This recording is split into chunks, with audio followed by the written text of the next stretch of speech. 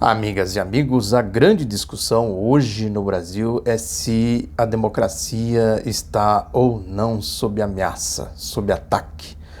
Antes de prosseguir, eu sou Oswaldo Bertolino, jornalista, escritor, historiador. Peço para você dar o like, para você compartilhar, para você se inscrever aqui no outro lado da notícia, aqui no YouTube e também aqui no Spotify, o podcast. Bem-vindas, bem-vindos ao outro lado da notícia. A questão da democracia no Brasil, nós sabemos, quem tem um mínimo de cognição social, que presta um mínimo de atenção, sabe que foi desencadeada uma marcha antidemocrática. Começou com o submundo da política, da Operação Lava Jato.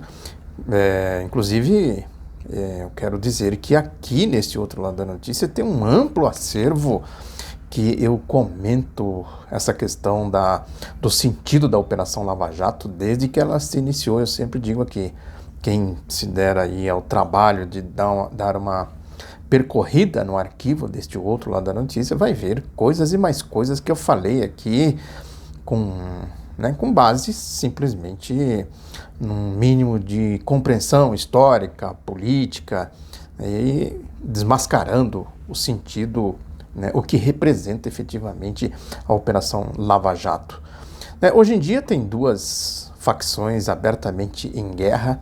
Tem o caso aí, por exemplo, desse ex-policial miliciano que foi assassinado lá na Bahia, essa questão de queima de arquivo, do bolsonarismo, etc, etc. Muito barulho em torno dessa questão aí, mas é importante dizer o seguinte, o sentido, e aí a coisa se liga ao conceito de democracia, o sentido de acontecimentos como esse.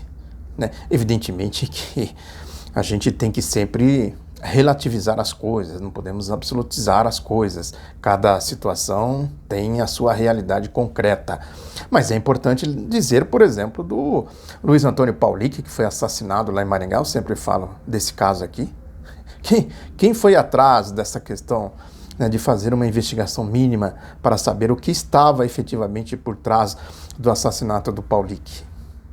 O Paulic era o secretário da Fazenda na época em que o Irivaldo Souza, do qual o Sérgio Moro foi estagiário, depois foi lá participar de um ato lá em Maringá, que essa questão que eu sempre... Isso é uma mancha aí na história do Sérgio Moro, pouco comentada, pouco conhecida. Está lá no meu site, o outro lado da notícia.com.br, detalhes de tudo isso. Quer dizer, na verdade, as duas facções, a Lava Jato, o lavajatismo e o bolsonarismo, são do submundo da política e praticam todo tipo de barbaridades. Essa aqui é a questão. Não dá para dizer, o lavajatismo é mais criminoso do que o bolsonarismo. Então, é óbvio que o lavajatismo tem muito mais estrutura, tem muito mais dinheiro, tem muito mais poder, tem muito mais corrupção do que o bolsonarismo. Tem o Grupo Globo, aí dando a sua proteção e etc, essas coisas todas que a gente sabe que eu tenho falado aqui. Isso eu tenho comentado de agora, por isso que eu estou dizendo o acervo aqui da Lava Jato. É importante a gente revisitar, ou pelo menos fazer uma reflexão sobre a história da Operação Lava Jato, para a gente entender. É diferente o assassinato do ponto de vista político, eu digo, o assassinato deste ex-miliciano, desse miliciano aí do bolsonarismo, do caso de Maringá, e outros casos mais, que eu sempre falo aqui. A indústria da delação premiada, o Caixa 2 negociado pelo miliciano lavajatista Deltan Dallagnol com Carlos Fernando Santos Lima, Edson Robertson Pozzobon lá nos Estados Unidos, 2,5 bi de reais, e vai. Enfim, a questão é isso, porque quando se fala em democracia, e aí que entra um outro problema muito sério, quando se fala em democracia, é preciso sempre considerar o conceito que eu digo aqui de classes, ideológico. Democracia para quem? Tem aí, o Estadão tem no seu editorial hoje comentando um estudo sobre democracia, que chama o título do editorial, inclusive diz aqui que é A Democracia em Recessão, que é um estudo, uma pesquisa do Intelligence Unite, da revista britânica The Economist, que faz os rankings aí da democracia, como é a democracia no mundo. E aí lá pelas tantas, eles começam a falar dos pontos. O Brasil na América Latina está em 15º lugar, com comparação, o Uruguai é o país mais democrático da América Latina, o Brasil é o 15º lugar, o Uruguai é o primeiro lugar. Aí dizem que é evidente que o Brasil nem de longe está entre os piores casos do continente, considerando a situação da Nicarágua, 122, 122º na lista, Venezuela, 140º, Cuba, 143º, quer dizer, Nicarágua, Venezuela, Cuba. São exatamente os países que não se curvam à democracia do terrorismo. A democracia, esse The Economist aqui é a bíblia dos neoliberais, etc, etc. Quer dizer, o conceito de democracia. Agora, onde tem democracia para o povo? Vamos fazer um inverter? Vamos fazer um ranking da democracia do povo? Onde o povo participa mais efetivamente da vida política? Não é a democracia do dinheiro, do capital, da The Economist. A democracia do povo. A democracia do movimento sindical, do movimento popular, né, dos direitos das mulheres, né, dos direitos do povo, enfim, de uma maneira geral. Compara com o Brasil, Cuba vai ficar em primeiro lugar, o Brasil vai ficar lá no 200ª, sei lá o quê. Vai para a Venezuela. Aliás, sobre a Venezuela tem aqui, né, um caso que eu estou para comentar há alguns dias, acabei falando de outras coisas, que é um editorial do Globo dizendo que o governo da Venezuela, a ditadura, eles tratam, a ditadura, eles não são ditadura, os outros são ditadura. Vejam que a manipulação ideológica, a mediação ideológica tão somente, não tem verdade nisso, né? Não tem liberdade de imprensa, liberdade de expressão, as coisas que eu sempre digo aqui. Aliás, chavistas silenciam sobre privatizar a PDVSA. O linguajar é o linguajar do Hugo Studart, do Fábio Panunzio, do Euler de França, Fagundes de França Belém, Gustavo Marques, esses anticomunistas aí, chinfrim, ditadorzinhos, né, manipuladores, mentirosos,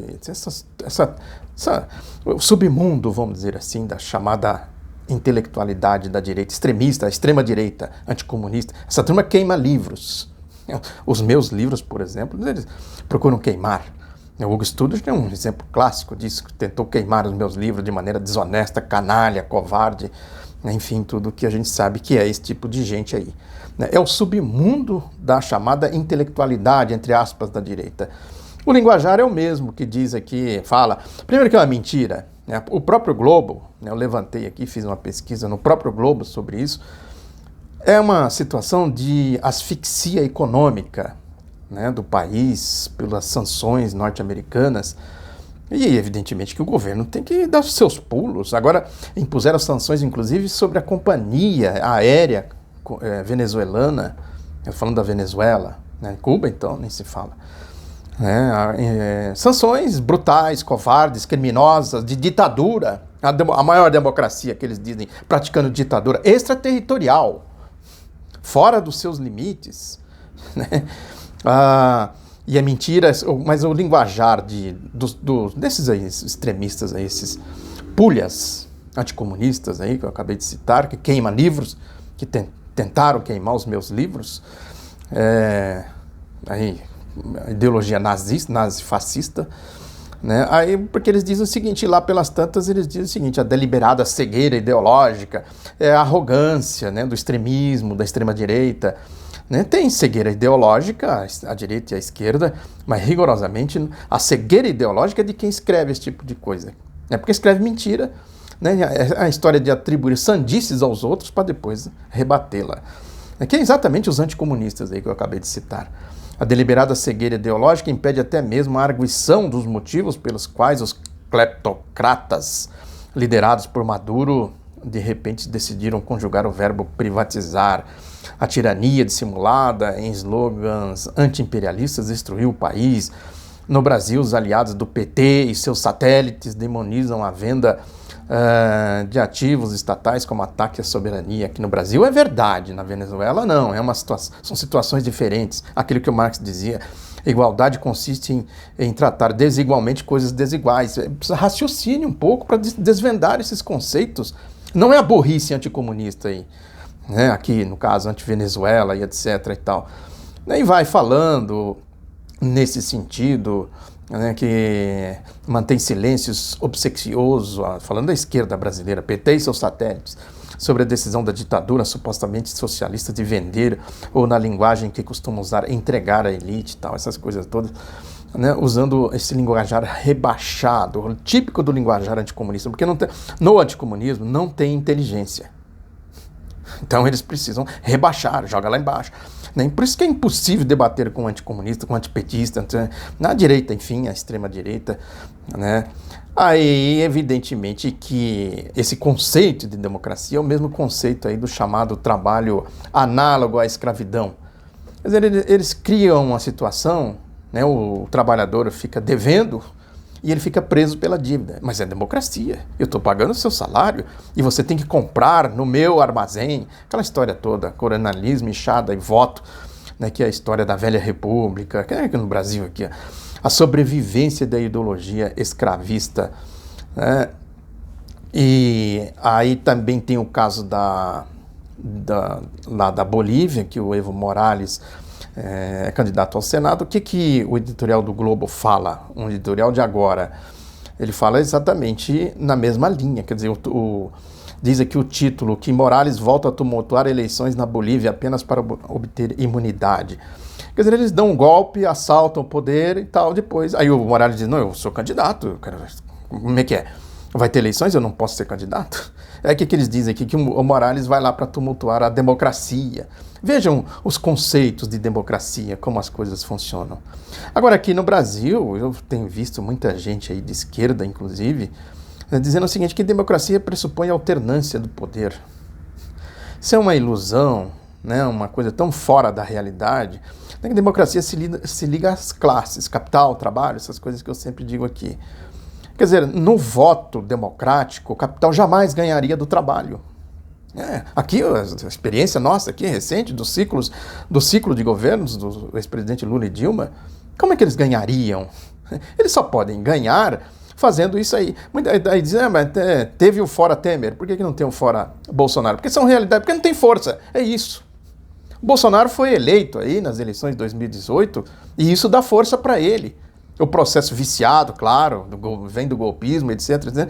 Agora, a esquerda tem força para dizer fora Bolsonaro ou basta sair gritando por aí fora Bolsonaro? Por outro lado, a democracia pressupõe alternância de poder, então governa um pouco o trabalho, aí depois a gente deixa o capital governar e explora o trabalho.